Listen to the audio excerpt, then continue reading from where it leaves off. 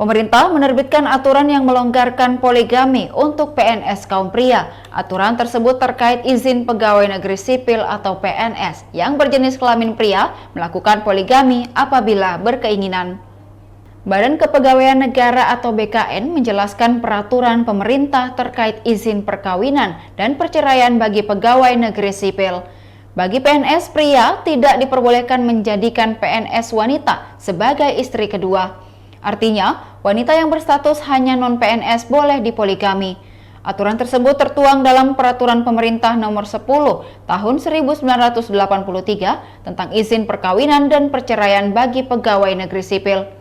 Adapun syaratnya adalah terdiri dari istri tidak dapat menjalankan kewajibannya, cacat badan atau penyakit lain yang tidak dapat disembuhkan, dibuktikan dengan surat keterangan dokter, dan istri tidak dapat melahirkan keturunan setelah menikah selama 10 tahun yang dibuktikan dengan surat keterangan dokter.